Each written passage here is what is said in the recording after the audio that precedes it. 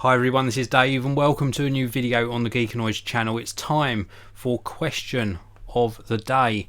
Now, for those of you who aren't familiar with this particular series of videos, these are the videos where you ask me a question and I cover it in depth in a video every Monday around about 4 PM GMT. Now, this week's question comes in from Thomas Earns, and I hope I'm pronouncing your surname correctly. If I'm not Thomas, then my apologies. But a great question, and I just want to read you the question first of all, but also I want to address my response before I actually give it. So the question from Thomas is that he has been looking for a replacement laptop for his MacBook Pro for about 4 years, and wants to know if Apple are on their way out. He actually says, is this the end for Apple, because it seems that they don't make a laptop for me anymore? Should I be looking at a Windows based laptop and finally switching over to Windows 10? I've been hearing it's a lot more stable nowadays. What do you think, Dave? So first of all, my response, before I give you my response, I get a lot of sort of criticism when I ever criticise Apple, saying that I'm putting a lot of hate on them lately. And yes, I have been publishing a few videos that have been quite negative towards Apple, but I've got an invested interest in Apple and I want them to succeed more than they ever are today. I want them to really refocus and deliver that sort of excitement when they were bringing out the first PowerBooks, for example, or when the iMac came out in its sort of candy coloured shells. I remember those days so fondly, the excitement that I would have and others would have seeing the latest reveal from Apple. Now, I know that each release of a new Apple product can't be revolutionary. They can't sort of reinvent the wheel every single time, but certainly some evolutionary products would be more than welcome at the moment. So I want to give you my opinion in response to this particular question. Before I do so, I want to remind you this is a live broadcast. So if you have got any questions at all, you can put them in the live chat. If you want them highlighted, you can use Super Chat. And if you're watching after the live broadcast, if you've got any other comments or questions, use the regular comment section underneath the video. Now, also, if you're new to the Geekanoids channel, just a quick reminder, please do subscribe. Hit the notification bell as well. I publish a new tech video pretty much every single day, sometimes multiple videos in the same day.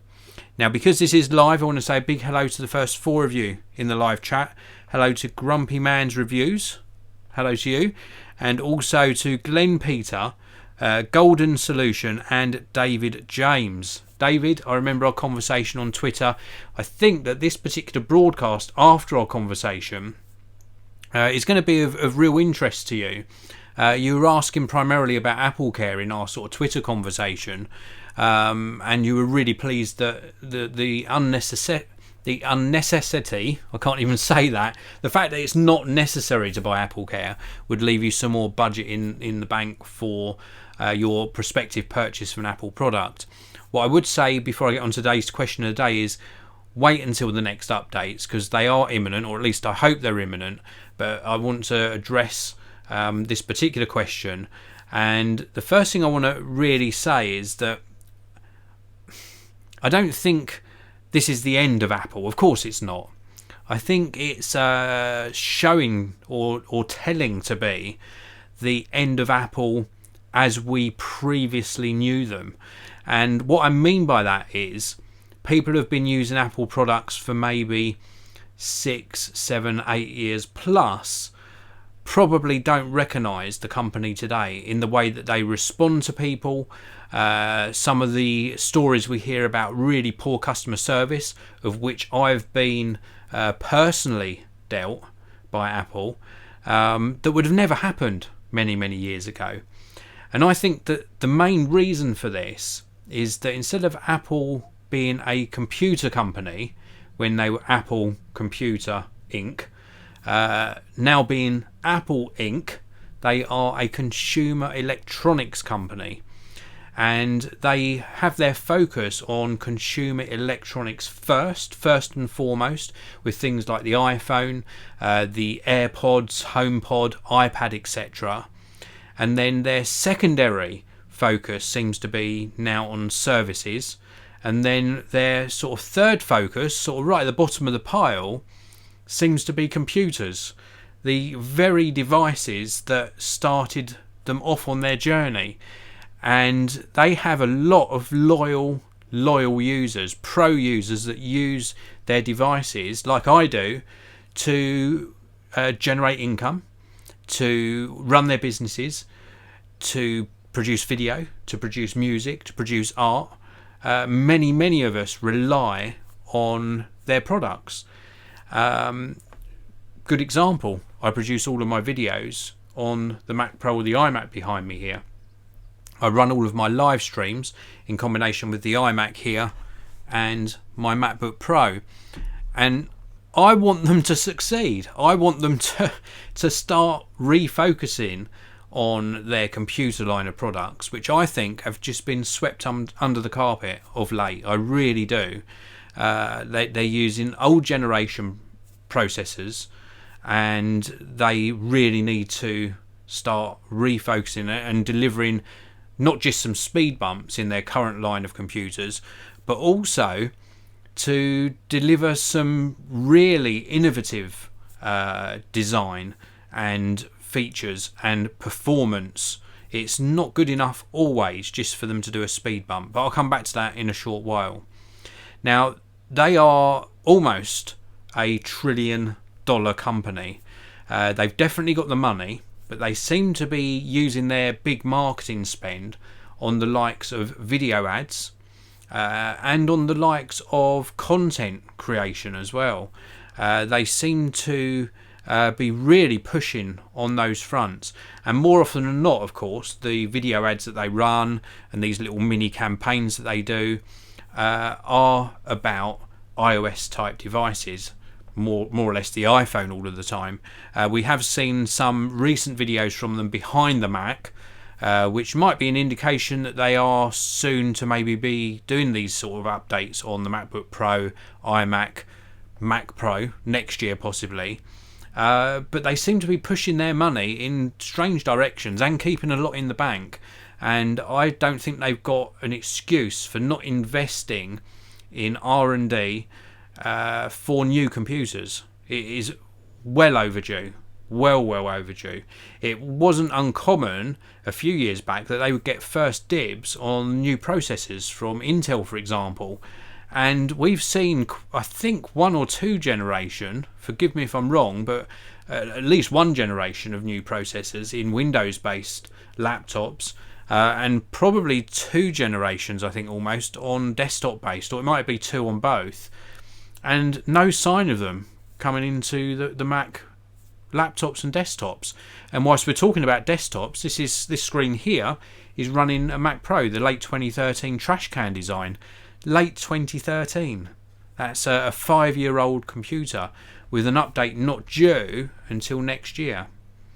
So I'll continue in a short while, but let's have a look back in the live chat. Grumpy Man's Review says he's leaving Apple. Ryan says hello. Grumpy Man's Reviews also says, could you please recommend a good video fluid head tripod? I would look at Manfrotto. The 501 HDV or 502 HDV it might be is a really good tripod head. Stick those on any sort of Manfrotto tripod legs and I think you're good to go. Back on topic, Matthew Harris. I'm about to purchase a new MacBook Pro 15-inch. Do you think I should wait with the idea that new model will be released before then, or just bite the bullet? Well, the advice I normally give is to buy a laptop when you need it, not when you want it. If you really need it to generate revenue, then of course buy the best that you can buy now. But if you can wait, and you're indicating that you can wait, it might indicate that you don't need it. So I would, you haven't got a real pressing project that you need it for now. And because it's been so long since we've seen updates, I think and hope that the MacBook Pros are going to see updates in the next sort of 2 to 3 months, possibly a little bit sooner, might even be 6 to 8 week time frame.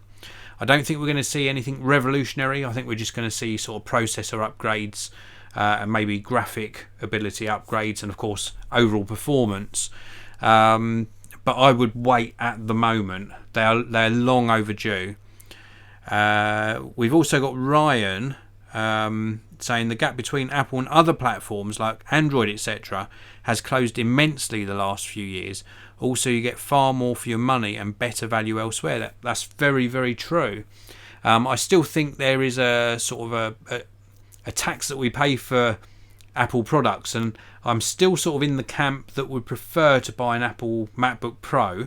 I think the longevity of the device is still a little bit better than a Windows-based laptop, but the gap there's closing as well.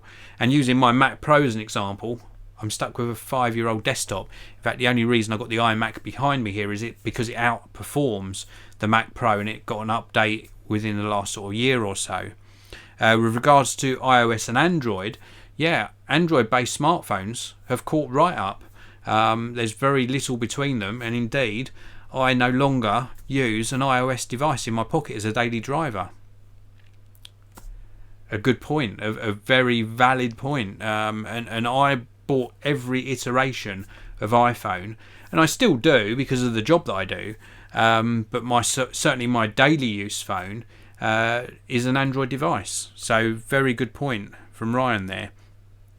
David James, I've heard a lot about keyboard issues on MacBooks, which is worrying. This never used to happen. I don't know what's happened to them just lately. Well, I think, David, sort of to justify why it happens, it did used to happen, but Apple products were a very niche product before, and certainly I can remember as far back as maybe 2010 possibly. I still had issues with keyboards on Apple laptops and screens and quality control issues. But as they became more and more popular, and with the advent of things like discussion forums, YouTube, Twitter and other social media networks, we get to hear about the problems a lot more easily. So I do still think they did happen, but it's more public knowledge nowadays that it does happen. For example, if YouTube didn't exist, I wouldn't have been able to share with you when I got bad customer service from Apple. But at least they do still sort these problems out. They do still acknowledge them, and you still get a resolution at the end of the day. We've got Infiltrator coming in with a question. Would you buy the trash can Mac in 2018? The only time I would buy one, I think it was about 6 months ago, I shared a link to a very reputable retailer selling them for about 50% off, I think it was. And I almost bit the bullet and bought one again then. Would I buy one today for full price? No, I wouldn't. I wouldn't at all, because it's, like I say, almost 5-year-old technology, design, performance wise. David James, what do you think the reason is why they don't do a Surface type hybrid? Is it greed, i.e. they can just get us to buy two devices like iPad and Mac, or do you genuinely don't like the idea? Well, they sort of do a hybrid, sort of, with the iPad Pro. We've got a nice tablet type design, and we can get an official keyboard for it, and we can get obviously the Apple Pencil. How I happen to have an Apple Pencil here, which has got a strange way of charging, as we all know, but it works very well. So they sort of do a Surface type device, but it doesn't run a desktop operating system. But even that is blurring between iOS and macOS. You know, you've got good capability in iOS now that you could get away with not having a laptop and just having an iPad Pro with the smart keyboard and an Apple Pencil. So if you don't need to run desktop level applications, an iPad Pro is an option. I don't think they're ever going to do an iPad running Mac OS. So if that's what you're looking for, then pretty much the only device, with the exception of a few others that do these hybrid type devices like HP and Acer, the Surface Pro is a very good option if you're happy running Windows 10. We've also got Kausa Palay if they can't make affordable computers, and they won't, why not start selling the OS operating system to run on any computer? I was going to talk about that later on. I've got a little checklist I wanted to run through, and we'll talk about that now. And that is one thing that keeps coming up time and time again in discussion with both you, the viewers, also on social media, and with the businesses that I talk to as well.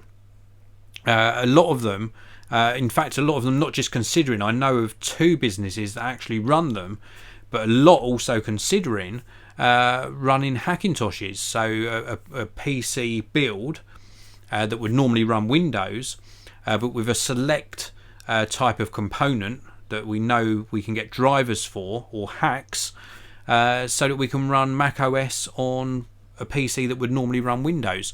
And they get so much bang for their buck, they get so much better value when going along that route. The only issues sometimes are if you get an update that you didn't necessarily authorize from Mac OS, or something, you hit the wrong button and say update, then it can cause issues with a Hackintosh. But certainly Apple did license third-party computer builds many years ago, so you could buy, I can't remember the brand, it was something like a Star or MicroStar computer running Mac OS, and it didn't work for them. Whether they revisit that again in the future as they switch over to this consumer electronics company that's focusing on devices that we use every single day, and a services company alongside, maybe they will look at that again. I don't see it happening anytime soon, but maybe in the future they will. If enough people start switching to Windows 10 and they see a big hit in their sort of bottom line profit, then it might be something that would be on the table again in the future, but I don't think it would happen anytime soon. I, for one, wish they would. I truly do. Anyway, I'll take some more questions and comments in a short while, but I just want to get back to my little list I wanted to cover off in response to the question. Sometimes also, I think the reason we don't see updates very often is that they over-design their products. And in fact, even Apple admitted that the Mac Pro, the trash can design, was they sort of over-engineered it. And the thermal design of it and how compact it was didn't allow for future upgrades. So they couldn't incorporate the newer processors and newer graphic capabilities into that design. It was too restrictive, and thus they've teased us that they are developing a new, more upgradable, hopefully modular type design Mac Pro for 2019. And I think they might well do that with their laptops as well. They design them so tight on space and thermally so tight as well that maybe they can't put the newer processors in them. Maybe it's just a very hard thing to do, and it takes this length of time, this silence that we're getting, for them to incorporate the newer processors into their laptops.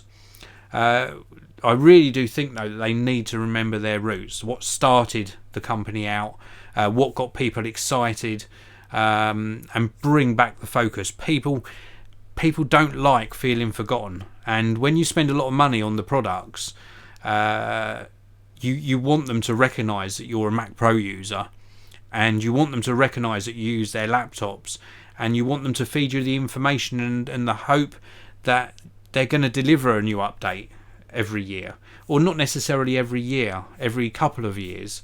People don't want to wait forever for new desktops and laptops, and I'm seeing a lot of people, not just one or two, a lot of people saying that they are going to switch, or they're strongly considering switching, or they've got the money there just waiting to be spent on a new Apple laptop, for example, like a new MacBook Pro, but might they just buy something else? Some of these high-end gaming laptops that are coming out now are more than capable of content creation.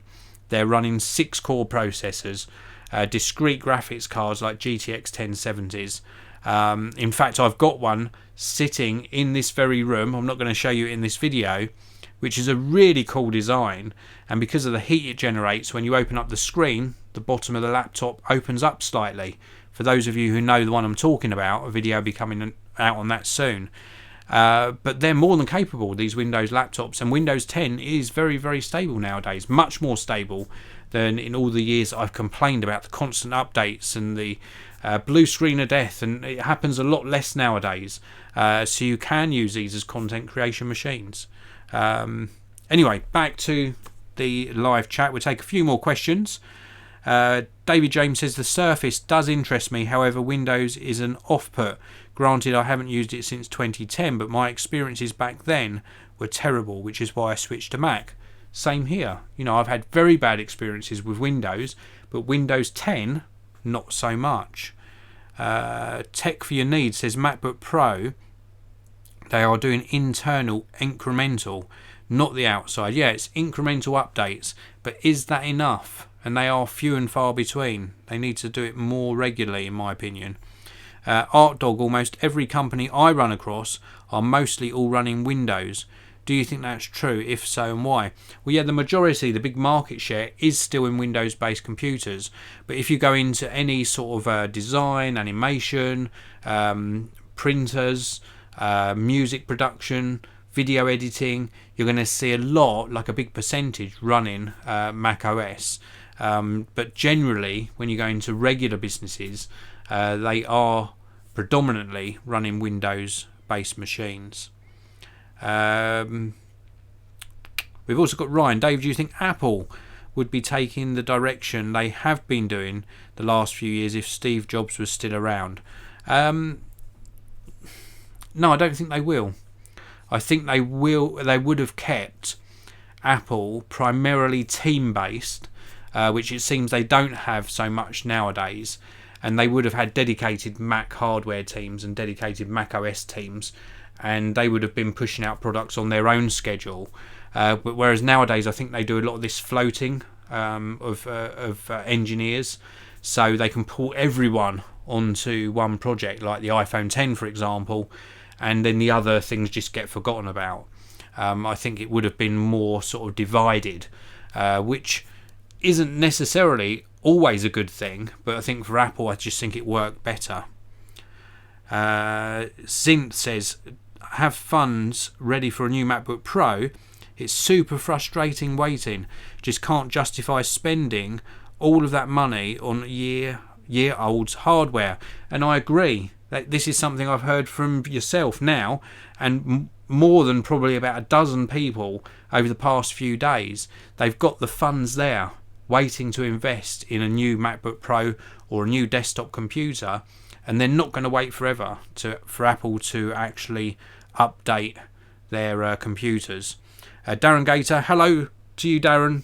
Darren is a long-time viewer. Thank you very much for tuning in, Darren. I really do appreciate it. Jack Cryer, a familiar surname there in the live chat. Hi, Jack. My MacBook Pro packed up about 4 months ago. Yes, I know, and I could just could not afford another one. And I actually, at the time, and this is in Jack's comment here, I put Jack onto a Lenovo IdeaPad 32015 ISK. No problems with Windows 10 so far, but missing Logic Pro 10. And yet, that was right. At the time, I recommended to my brother, because the funds weren't there to put into another MacBook Pro, to look at a Windows-based laptop. And this particular one from Lenovo offered up amazing value for money. And I can remember spending many hours in previous years, I think with Windows, I want to say Windows 8, it might have been before that, but I say Windows 8, spending many hours troubleshooting Windows 8 on my brother's laptop, and it was a nightmare. But certainly with Windows 10 nowadays, it is a lot more stable operating system. And if you're looking for a computer just for general office tasks, things like accounting, email communications, generating invoices, spreadsheets, presentations, etc., you can get some really amazing deals on Windows-based laptops. Really amazing deals, and it is a much more stable operating system. I think my only criticism of it still is that it does do updates sometimes when you don't necessarily want it to do the update, so that is still a problem. We've also got David James saying, I do wish Microsoft had a store in the UK. I would try out a Surface. This is coming from an Apple fan. Well, David, if you go into a John Lewis store, more often than not, they have the whole Microsoft Surface range on display, on demo. So you could go into a John Lewis store if you've got one near you. If you haven't got one near you and you ever go to somewhere like Blue Water or Lakeside, I'm pretty sure they'll be on display in one of those shopping centres as well. Darren Gator, Apple seem to be only concentrating on what is trending instead of all of their products. Also, they seem to want you to use what they think you should use and not what you want or need. Very, very true. It does seem like Apple doesn't listen to its customers. They're on their journey, they're very blinkered vision, and they will bestow upon to you what you're going to use. And you should feel privileged that they've given you the right to buy it, you know, or the choice to buy it, I should say. We'll take a couple more questions and I'm going to wind things up. Tech for your needs. What do you think about Apple being consumer based nowadays than a content creator? Well, I covered this a little bit earlier. I think Apple are a consumer electronics company now, so their focus is iPhone first, HomePod, iPad, AirPods, accessories, little bit on Apple TV, because they're now looking and really heavily investing in content creation, some of which will be exclusive to the Apple TV. So I think they're going along that route. That's where they see their big profits being. And then secondary to that, services. So, yeah, and I said it earlier on, and I think right at the bottom of the pile, we give the MacBook Pro users an update just to keep them interested. Darren Gator says the worst thing about Windows 10 is they got rid of Movie Maker. I still use Movie Maker to edit my videos. That is a big shame that they did that.